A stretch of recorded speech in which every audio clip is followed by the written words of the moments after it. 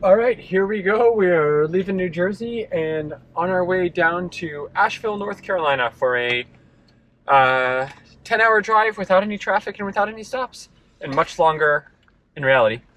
And we are Adam's car here. We are here in the Buick. We had wanted to be in the Rivian, but unfortunately that didn't work out. But come along with us, and should be a fun trip regardless.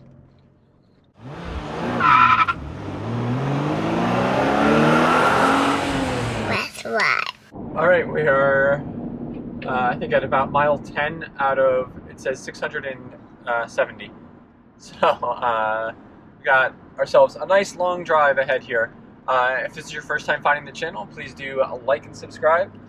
So we had intended for this to be an electric family road trip, but unfortunately, as anyone who's following the channel knows, we just haven't been able to get our Rivian R1S yet. We've got a call with them later today, though, so let's see if we get any meaningful updates there or not. Daddy. All right, so we are all packed up here in our Buick Enclave. Maybe for the we keep saying it's gonna be the last time, and it never is. No, because we still have to drive the Buick out to normal. Oh, that's right. Potentially, so it's not. It's Yeah. maybe the last, but could not even be the last family road trip. Yeah, so, well, I mean, that might be Thanksgiving, or at this rate, it might be Christmas or New Year's. Yeah.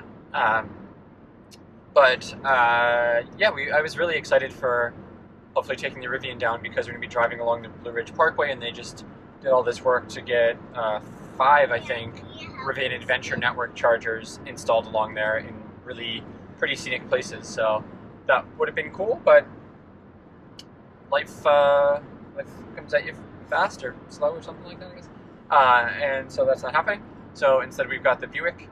And already in the car, one of the things that I'm kind of glad about with this car, and that's something I'm going to miss when we trade it in for the Rivian, is having CarPlay. I just put Waze on for this trip. It's a pretty long drive, obviously, and having some of the different options with routes is nice. And just having ways to be able to know like where there are, speed traps and accidents, stuff on the road, like all of the warnings and stuff it gives you, is quite nice. So you're not stuck with like one navigation system like you are in pretty much every new EV that comes out these days. It's the same one. But one thing I'm already wishing we had here, and I'll be looking forward to in the Rivian, and almost wish we had taken the Tesla for, is autopilot. So just gotta keep driving myself here, and even though it's only 7 o'clock in the morning here in New Jersey, we're already in, not like bad traffic, but just typical New Jersey congestion where every lane is going the same speed, and I have to continuously modulate the speed because it just goes up and down by 10, 15 miles an hour all the time. So we had been considering taking the Tesla instead, but Never just a possibility. it's too tight. Yeah, I mean, there's no realistic way for us to do it. So we had some discussion about bringing the Tesla Model Y instead. I like taking the EV road trips and like mapping out the chargers and stuff. It's just fun for me. Although like there's so many Tesla chargers along the way now that it wouldn't have been all that exciting. The only way we could have done that if it was just you and me. Or just like the twins, Or just the twins. which is what we did last year when we went to Shenandoah. Yeah. But with all 3 kids, it's just they're on top of each other. They're fighting the whole time, kicking each other. They're too close to us. They're too close to us, yelling in our ears and yakking. And they're just fighting the whole time, and they don't nap. Instead here, they just moan and groan at us the whole time. But we didn't even really like need the trunk space of the Buick today because we don't have that much stuff. We just have a duffel bag of clothes. But the Tesla would have just been too tight quarters. So instead we're doing this. So dear, let's say we do only have this car for a few more weeks, what are you going to miss most about it? We've had how long have we even had this? We've had this since December of 2018, so this is the longest we've ever had a car. Wow, so almost 5 years. Yeah. I mean, considering how anti-Buick I was and how much it pained my 30-something heart to get a Buick, I've loved this car. Like, just from the space, the features that we got on it. Like, we didn't even have to upgrade to, like, any special package when we were getting this this car. Like the seats, everything pretty much came standard, and it's been really good to us. Like it's been decent. Like for how big it is, it's been good to drive. Ton of space, comfortable. I have nothing but good things to say about this vehicle. I don't remember if there even were any packages or anything, but there was the oh my god, I don't know. There's like a premium you can get on this, which has like the premium sound and the premium tires and the premium this and that. But why? Yeah, I mean, with the sunroof has been a really nice feature, especially like, when we got this car, there weren't a whole lot of cars that had like a dual sunroof really. So that has been great to keep it airy. I just like, there's so much headspace in this car too.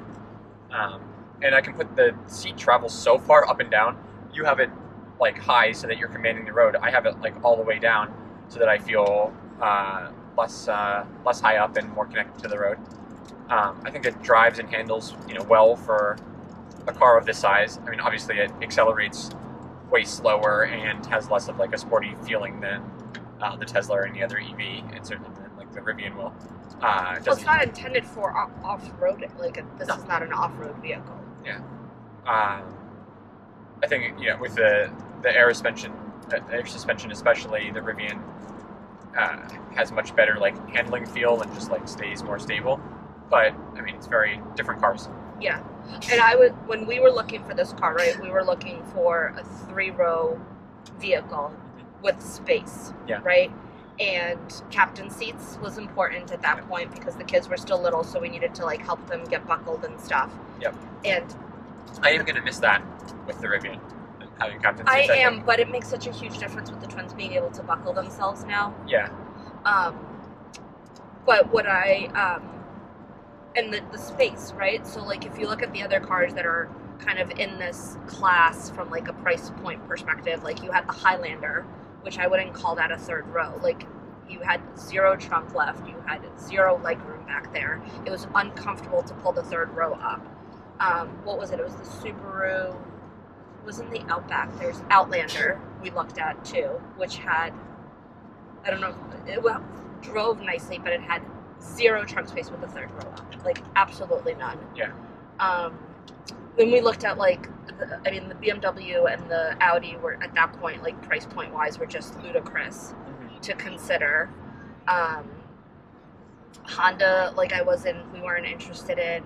I don't remember what other 3rd rows. Oh, we looked at the other car that we were borderline between. We were deciding between was this and the Volkswagen Atlas. Oh yeah.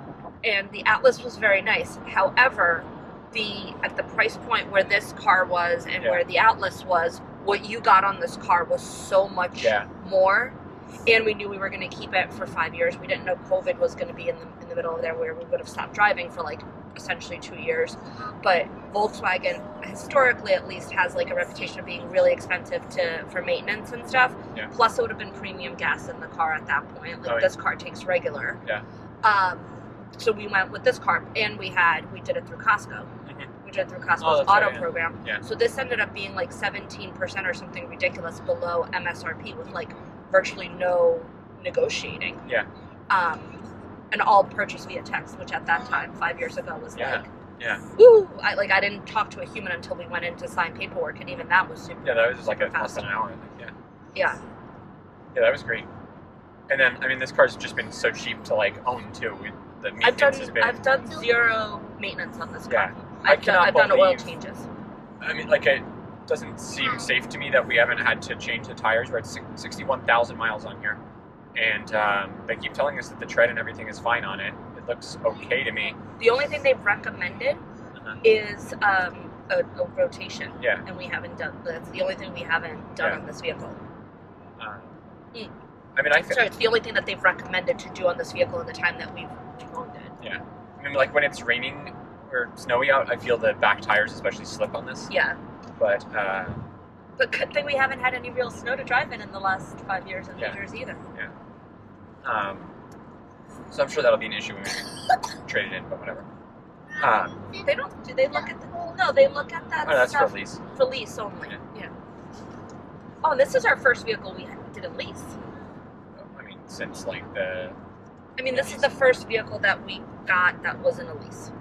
Because we still had the. Not ever, but the first vehicle in like 5 plus years. Because you're the Mini, right? Yes. Mini.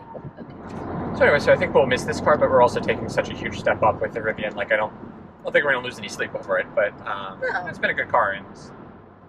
No, but it's not one of those cars like we've had cars where I'm like, oh, I'm ready to be done with Yeah, this. there's been no rush to get rid of it. I mean, that's part of why we've waited so long with the Rivian too. Is there's no rush to get rid of this.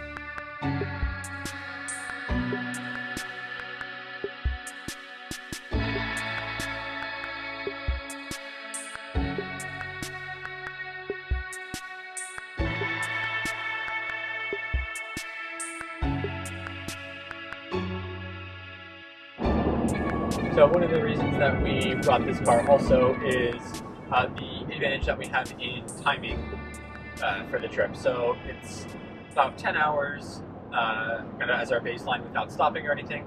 We will have to stop for gas twice, I think. And we, outside of that, I mean, we're going to have to stop for probably bathroom breaks and just stretch breaks, maybe another time or two along the way. So, all of that adds up. We'll probably end up taking about somewhere between 11 and 12 hours to get there, if you include traffic. If we were to take the Tesla, it actually wouldn't change things all that significantly. I honestly think we could get there in about the same amount of time because we could be charging while we eat, while we stop for the bathroom, basically the times that we would need to charge, which I think we figured were 4 or 5, would essentially work out, basically to when we wanted to stop anyway. So really not much of a difference there. Maybe it would have added like extra 20 minutes or so. I think we saw it when we went up to Bar Harbor last year, especially. Like, remember the one stop? It was at the LL Bean. Yeah. It was a Freedom, Maine, or not Yeah. Freedom, but something like that. Freeport. It was one of those things like you're like, oh, like we're gonna have time to shop, and it's like literally by the time we got into the store, the car was done. Yeah. Yep. And it's the same thing at like rest stops too. Like by the time you plug in, by the start time charging, you order your get food, all the kids car's, out. Yeah. You're all done. So like it really doesn't add very much. So that wasn't like a major factor. And then I also looked at doing it with the Rivian, and it would have added a little time over the Tesla just because there you're not on the Tesla network. You've got to kind of hunt for some of the other chargers a little bit more. So like going to the EA chargers at Walmarts and stuff tend to be further off the highway, so that adds a little time. So I think that would have been like an extra 15 to 20 minutes just sort of like routing to chargers. But then I added in the Rivian Adventure Network chargers, which are like on the Blue Ridge Parkway and not on the highway. So that would have added, I think, like another 40 minutes essentially to go to all of those. So, you wouldn't normally really do that. You would just stop at the ones that are most optimal. And then the other thing with that is like the Rivian just has a bigger battery, charges a little bit, charges take a little bit longer than they do in the Tesla. So I think all said and done, that was adding like an hour over the Tesla, including like that extra driving and everything. So really not like significant or anything like that. But if you compare like the Rivian to this, probably would have taken us an extra, I don't know, hour and a half maybe, worst case. So really not like a huge difference on a 10-hour trip. And I think if we had like fully optimized everything, it would basically net it out and be essentially the same. So I mean, the thing with the electric cars are on a road trip, it really is not adding very much time, and it's actually making things even more convenient because you naturally want to take those breaks every time around like the time that you would want to stop to charge anyway. Plus, you can line it up with like when you're stopping to eat, running into the bathroom, all of those things. So you're not adding like a delta in time. You're just optimizing the time that you're stopped a bit more. Plus, you don't have to stop for stupid gas, which is be interesting to see how expensive it is. I think it's going to be, well, in Pennsylvania, it should be about similar to what I paid in Jersey yesterday. Maybe even a little cheaper now because the Jersey tax, like the tax change that they did, brought Jersey gases up, Jersey prices up. It was $3.13 yesterday, which is the lowest it's been in a while. Not like and I also realized that was the first time I filled the car in months. Yeah. I mean, you've been driving this more to the train station, so you've been putting gas into it. Right. I guess not, right? Yeah. Yeah, so. But yeah, with having the Tesla and that being like the primary car we take, the great thing is you plug it in overnight, charges overnight while you're sleeping, while electricity is cheap, and then you unplug it in the morning and you go, and you're like basically got a full tank. So it's just and this was annoying. Used to that. Going to get gas yesterday was annoying. Yeah, because you had to like plan it into your day. It is extra time out of it. I was afraid I was going to be late to get Anders from soccer because we at Costco took too longer than necessary because someone needed to come get an adjustment. And then I was like, I still need to get gas, and then you have to like remember which side your gas thing's on, and you gotta wait for the attendant to lumber over because we're the only state still where we can't be trusted to pump our own gas. Not a problem when it's negative 20 degrees. Right. And yeah, and then you have to like remember like around us, right? It's not like you can just go to the gas station that's like 2 blocks from our house. Yeah. That one's like 50% more than every other gas station, so you like legit. I think it also makes the difference being in Jersey and not being allowed to pump our own gas. Like that just adds to the extra time and having to interact with the person. And you have to wait, like, right? Yeah. If they. Yeah, you're always waiting. Yeah. Oh my God! Remember that one off of 287? That Speedway. I won't be that disappointed if this ends up being essentially our last big gas road trip.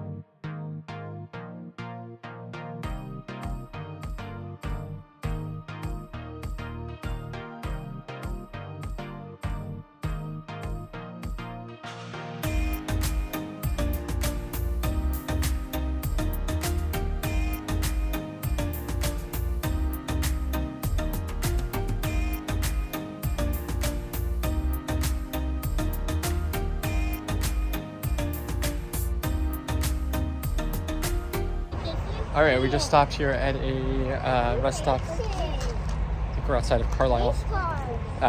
We were just in traffic for 30 minutes because, like, barely moving, because they had one of the only 2 lanes, which I never understand why there's only 2 lanes on such a major highway, closed. But now we're past that, and we're about 3 hours into the drive, which is exactly the time that we would probably be stopping to charge. And we need to just all stop for the potty and a stretch anyway, so it would have been nice. There are no chargers here, but we passed several Tesla superchargers off the highway here, so that would have been an option. And we'd love to see them add some here at this rest stop here. But the journey continues, weather's getting nicer, and it is very folly. You know, I don't know why people are always complaining about EV chargers being down, because gas has got the exact same problem. Although, to be fair, this is like the first time I've ever actually seen this, but I think it's pretty funny. I've never seen a gas pump completely disassembled like this. But we are here in Roanoke, Virginia, halfway now, a little bit more than halfway from New Jersey to Asheville. All right, we just stopped here for gas at a BP in Roanoke, Virginia.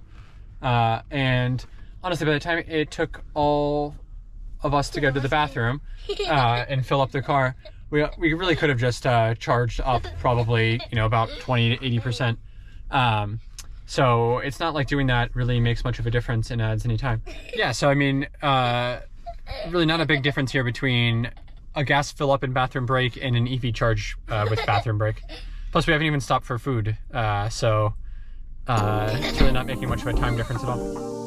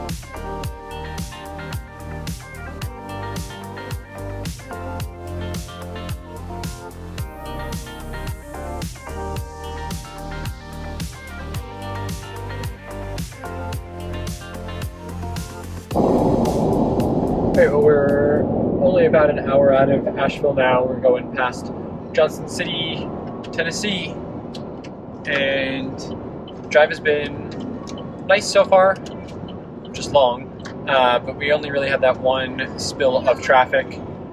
Lots of stupid drivers, but what else is new? Pain in the butt being on 2 lanes on all of these highways so much, and having trucks passing each other and slowing everybody down. So, I mean, I could barely use cruise control the entire time. So, traffic-aware cruise control would have been really nice to have here, but we're making it. And there's been lots of bickering, of course, and needing of help picking things back up, but definitely better than it would have been in the Tesla. So, glad we brought this car. We only had to stop for gas once so far also. Still got 3/4 of a tank. So, not going to need any while we're in Asheville either. Probably want to fill up before we leave Asheville though on Sunday. So we have one less stop to make. Yeah, probably. Plus, we'll be doing some driving around the parks and stuff. Yeah. And we're heading to dinner. Where are we going? Creekside Tavern. But it's been I mean, considering we're on like a highway, it's been a fairly scenic drive. I thought there'd be more foliage left, but it's pretty bare here, which is fine. But at least there are mountains and trees and stuff to look at. What do you need? We went like parallel to Shenandoah National Park, and we can see the mountains and stuff there for a good stretch of the drive. It's very hazy though today. Well, we're near the Smoky Mountains now. Ooh, smokes. in the Blue Ridge I'm losing my Mountains. mind. I apologize. Yeah, I mean, we're 9 hours into this drive now, right? Is that thing though? Like the 8 hours or like 7 hours didn't feel that long, or at least relative, and now the last 2 hours are just dragging. And I'm sure the last like 15 minutes is just going forever. Yeah, I'm just ready to get out of the car.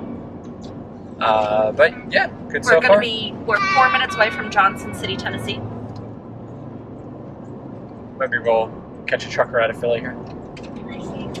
Correct. I think it's the Cumberland Gap that we went through before, like when we were going up, like through the gap.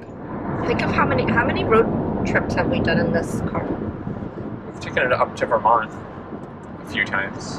Don't miss the exit. All right, but one more last hurrah here, driving down through the foliage that we should have in North Carolina.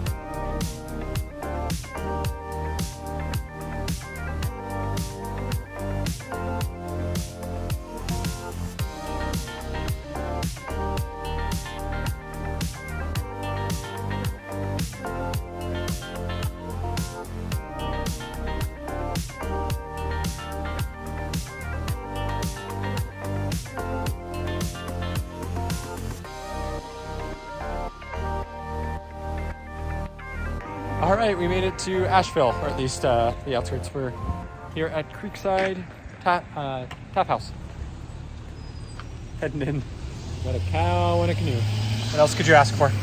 All right, I'm very bad about remembering to take a video before we eat everything, so everything's pretty much gone. But very good here. Awesome seating outside. Even playgrounds. And cornhole and everything.